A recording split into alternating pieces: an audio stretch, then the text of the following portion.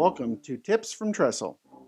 This podcast is dedicated to discussing the senior living industry with a unique focus on food, hospitality, and leadership. I'm your host, Aaron Fish. As a 25-year veteran of the hospitality industry, I've focused my work on creating exceptional experiences for the customers we serve. My goal for this podcast? Educate, inform, and inspire leaders in senior living to bring food and hospitality to the front of mind in our industry. Let's bring the innovative and passionate spirit of hospitality to everything that we do for the residents, families, guests, and employees we serve each and every day. So what are we waiting for? Let's get to it.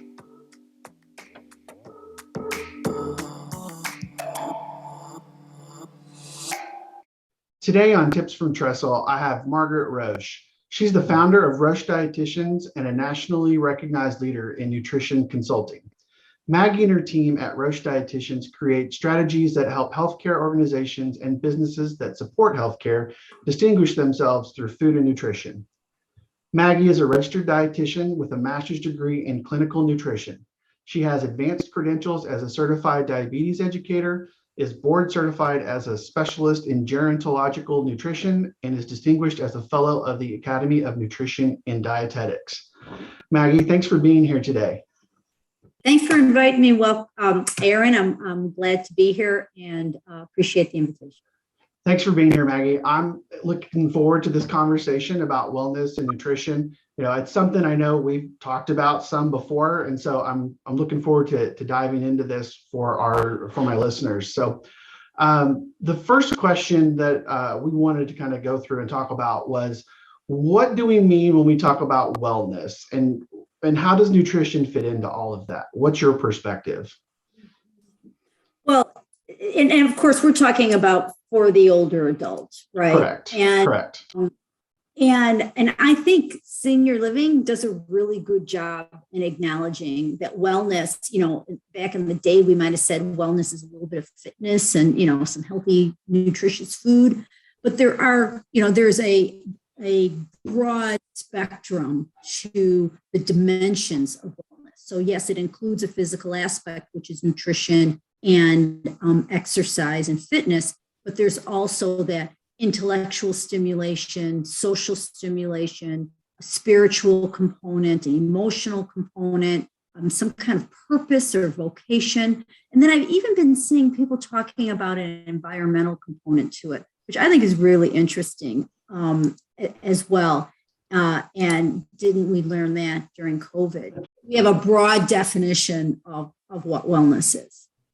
Yeah, and early on in my time in senior living, I was introduced to wellness as a whole person concept. You know, I coming from hotels and restaurants, you know, I never really gave it a second thought, right? Because that's not the world I was living in.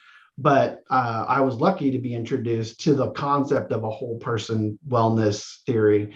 And I've always kind of seen it that way, just the way you described it. So as we're talking about it, who does wellness for?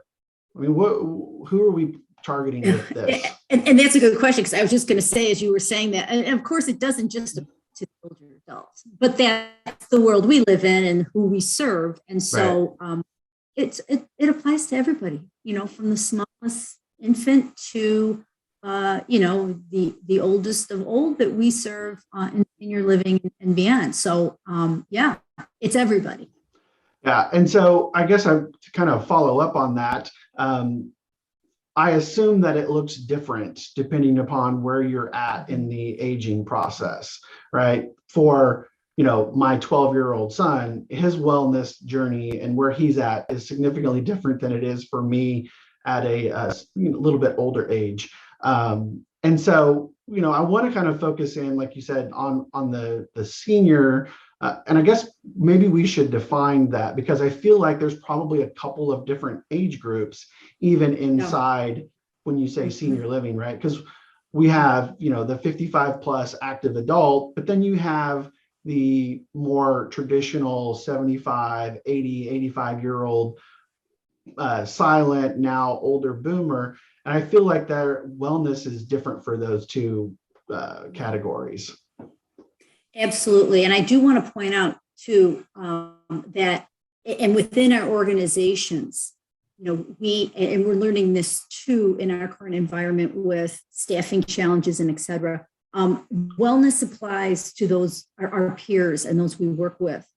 And so that's an important component to it. And so some of the things that we think about with wellness for the senior, the person we serve, is also going to apply to those who are on our team, and that we're building programs for those on our team. And so a lot of what we talk about today in terms of wellness is going to apply there as well. And so we can kind of keep that in the back of our mind in our conversation. But yes, you're right. There's the old, and then there's what's sometimes referred to as the elite old.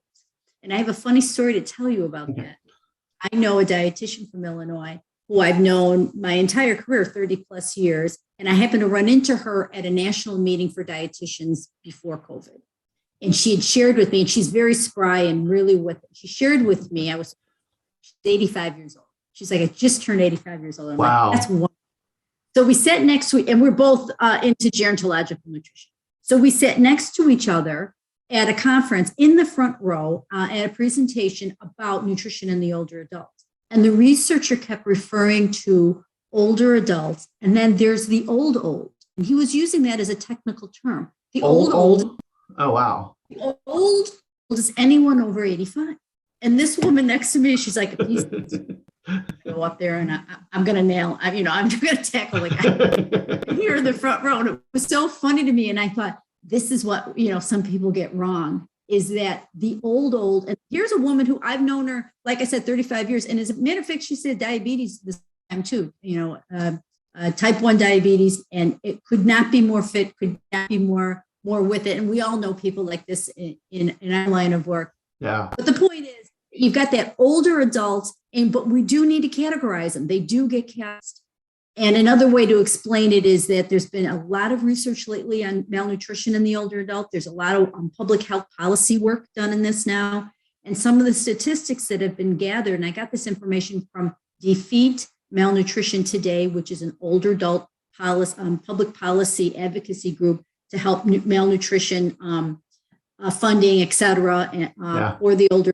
And they say that, we know that malnutrition is more common in the older adult, the over 65, but they were able to share statistics that between 65 and 85 versus over 85 has a 2.5 time more frequency of hospitalization with malnutrition than the 65 to 84-year-old group. So we do have to think in terms about the nutrition risk and nutrition problems and wellness needs of the older adult. So when you were looking at that research, was that driven by some of the other aspects of wellness? Because one of the things I think about, I think about my parents, right, before they passed. Mm-hmm. My father was very much adamant about, I'm living at home, right? He was in a couple of facilities for rehab and some treatments, and he was doing well in those. He was actually thriving, but in his mind, he's like, I'm going home. Right. And for me, working in this industry, I'm kind of like, that's the exact opposite of what you want to do. And so how much of that is driven by the other factors of wellness, as opposed to just not knowing how to eat or having a diet that's appropriate for their age? That's such a good question. And we do consider that. We do consider the psychosocial components to nutrition. And of course, that all came to light with COVID. I have a slide that I use when I train people on nutrition and the older adult that talks about the psychosocial aspects, your sense of, grief, or your level of cognitive ability, or your purpose in life, et cetera, isolation. Mm. It was the perfect storm where we put people in their rooms and they were isolated, and there was fear, and there was, socialization was cut out. Family connection, purposeful work, all of that was taken away. And I did a lot of surveys of webinar participants during the peak of COVID, over 1,000 people I asked. And right. It was fascinating. I think it was 73% of the people said that they had an increase in unintentional weight loss during that time. And we monitor for that. We monitor weights. We look at what's going on, and we anticipate it, and we try to avoid it. And so we're on it. And still, we saw that. So yeah, the other components, big part. Yeah. So it makes me wonder, especially coming out of COVID, knock on wood. Do residents seem to be more in tune and care more about wellness? Do the families seem to be more in tune with that? I feel like the last couple of years have probably caused a shift in how people are thinking about it. So I'm curious as to what you're seeing with the dietitians and the community visits that your team is doing. I wonder the same thing. And I recently was a participant, just listening in on a webinar on wellness and senior living. And they asked all the participants, do you have a wellness program in your senior living communities? And 50% said yes and 50% said no. Wow. So that's interesting, I thought. Well, real quick, sorry. I was just curious about that. When they asked that question about wellness program, because I know a lot of senior living providers will say wellness and they're referring to their nursing staff, their caregiving staff. Yeah, here, I happen to have the question. Okay, great. Let me tell you what the question. You're so smart though, Aaron, because they asked it correctly. Do you have a wellness component of your culinary program? Okay. And it was 53% said yes and 47% said no. Wow. It's striking. Then leads me to the question of, was that did they expound upon the idea of this whole person wellness concept with their dining program, or was it wellness as in, looking at specific like diets and ingredients and, those kinds of things? Is that how they categorized it? They didn't, but, I'm surprised. First of all, I was surprised it was as little as it was. First question was asked to a bunch of people who are participating in a webinar on wellness and senior living. So self-selected already, the people in this thing are. So of those people, 53% of them have a culinary-based wellness program. So when I see what people do for wellness, I just saw one the other day. Someone gave me some menus for another purpose. And I noticed that they had like this little corner of the menu that was like the healthy choice of the day. Mm-hmm. And it was stuff like, it's always a piece of fish of some sort. And then it was a chef salad. Well, to me, that's not my idea of a healthy choice. Between the lunch meat that doesn't have any protein, all it has is sodium and water, and cheese and the dressing, it's probably iceberg lettuce. I don't see that that to me screams, we don't have a program. Right, because foods, give you some oatmeal in the morning and we got a banana for you, but we don't have a comprehensive program. Yeah, and I do think that maybe some of that was driven through, the things I experienced in operating during COVID, right, with supply chain issues and product shortages. So I wonder if maybe there's been this sounds negative, but a reversion back to what wellness was 5-10 years ago to try and, because of that, because I agree, like a chef salad, I mean, it's the kitchen sink of salads, right? You kind of just put what you have on top of it. So it is really telling. So I guess my next thought is like, so we're moving into, we've got half of the operators, we'll say, based on that survey, that need a wellness program. So how do we create that? How do we engage residents with a wellness program that is maybe driven by nutrition or your dining program or your food and beverage team? Well, I think, my perspective on this is I think we do need a holistic wellness program, and a component of a holistic wellness program is nutrition. There's no two ways about it. Nutrition. And I think you can't do wellness without nutrition, and you can't do a nutrition wellness program without a foundational nutrition philosophy. You have to say, this is the cornerstone of what we're building our nutrition, and it has to be evidence-based. It should be tied in with the dietitian, because most states require any kind of, medical nutrition therapy you do. You have to have a dietitian involved in anyway from a licensure. And why wouldn't you? Because Right. that's the person who knows not only senior living, but knows nutrition for the older adult. But I think you need a foundation nutrition philosophy first and foremost, and then build everything from it. That way, when you do have to pull back and things like COVID happen, you're not putting chef salads on the menu, because you've got 50 other things that would work based on how you defined for your community, inconsistent with your messaging and mission and values and all of that. Mm-hmm. You've already figured all that out. That was job one.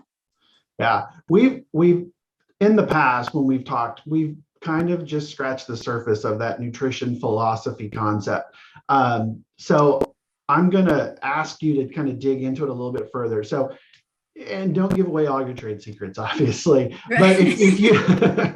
But if you, let's say I came to you as an owner operator, and I said, I know how important food is to my operation. I'm outside of the norm of, I know that it's a foundational piece. It's engagement 3 times a day. It's what people gauge a community on. So how would you kind of steer me in starting to create a nutrition philosophy? Because I feel like it's going to be, it sounds like a huge foundational piece that you can then build all of the other components on. It sounds super important to do, and I don't think a lot of people do it.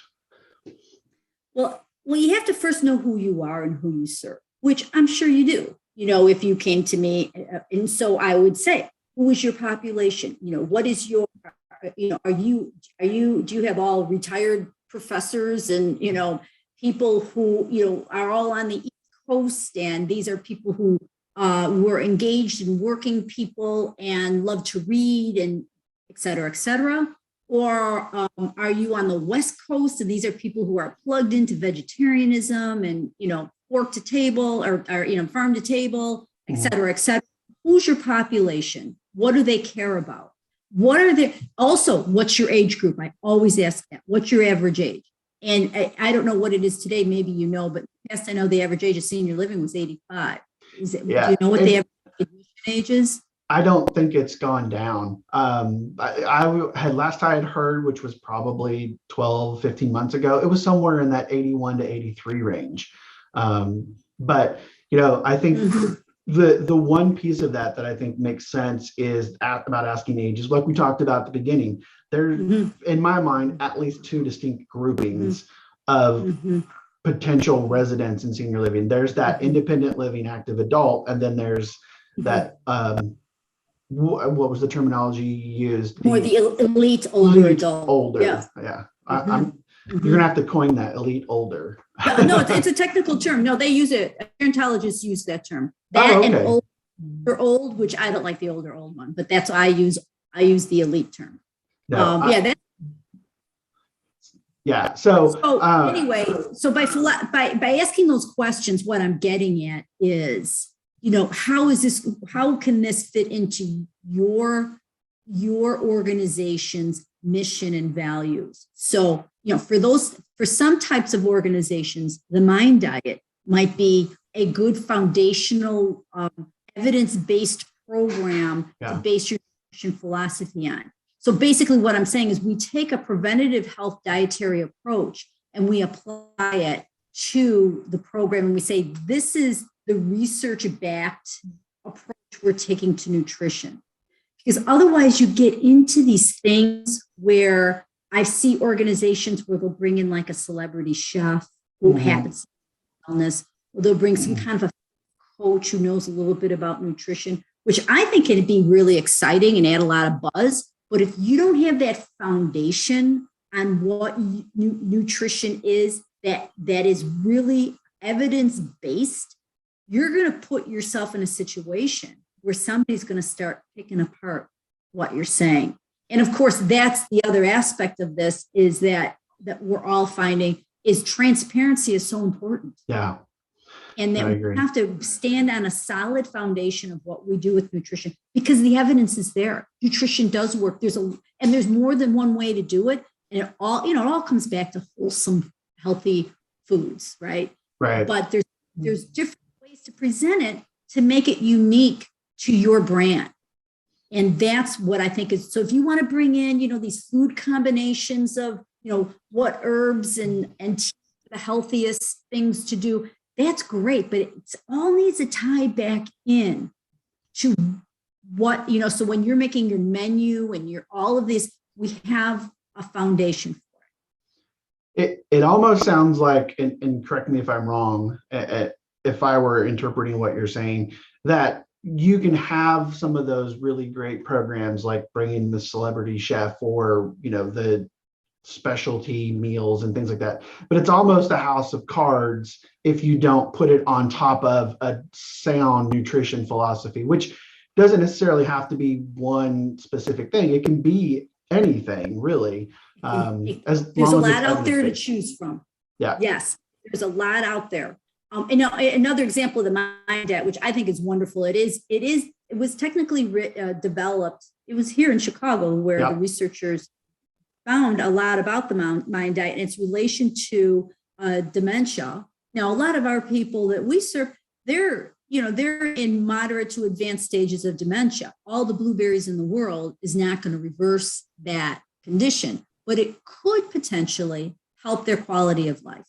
Right. And help them. That's the beautiful thing about nutrition, that here's something that we can kind of tie, if part of our brand is caring for people with dementia, Mind Diet might be the way to go because it's part of our brand. It's part of what we do. We're real transparent about what the expectations are, what this diet can and cannot do. But overall health and wellness is still important every day that we're alive and upright in this earth. So it all can tie in the important, and that's where the philosophy comes from. Okay, yes, this is the cornerstone of a nutritional evidence-based program we're going with. This is how we see it apply to the type of person that we serve. And then that's how you kind of tease all that out in your nutrition philosophy. So then when you bring in your celebrity chef or you bring in whatever you want to bring in, it all marries in to your program. That's well thought out. And it's not a huge undertaking, but it's taking the time to think it through and to document it. And that's the other thing. As you know, I did a lot of corporate work in the past. And sometimes, a lot of times, I was the person that got the phone call for over 1,000 communities. Yeah. And a lot of themes that I heard going through when it came to nutrition. And it was always like, hey, we saw last week on the news that these new dietary standards are here. Why aren't you doing it today for our population? And not just for my parent. I want everybody. Right. I'm for everybody. And we always had a good answer because we thought it through. We worked with the medical team, the clinical team, and we understood older adult nutrition, and we had a good answer for them. And you're going to get those calls, and you have to have good answers for folks. So we're about out of time for this first session, this first podcast, if you will. So I want to ask you one more question about philosophy. And then in the next one, I want to dive into some of the specifics on nutrition programs.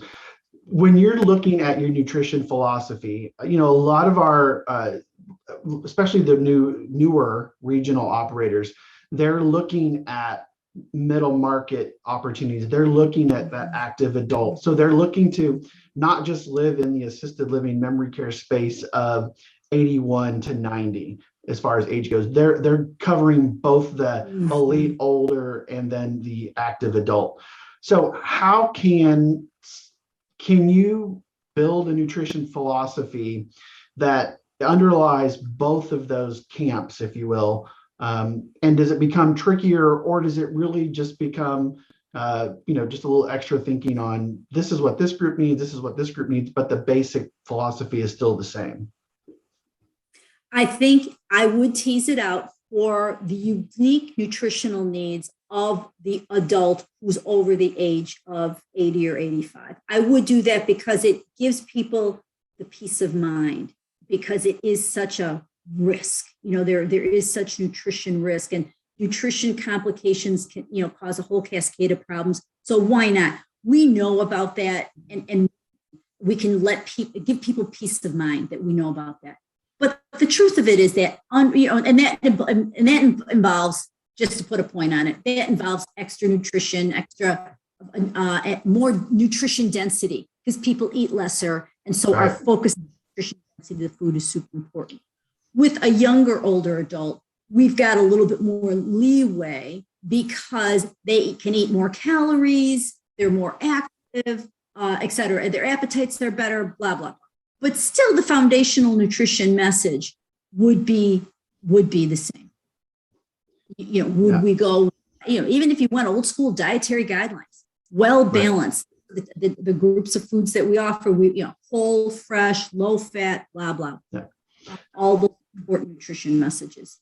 Yeah, and one of the reasons I wanted to ask that was I have some experience working with the Mind Diet with some of the programs I've created in the past.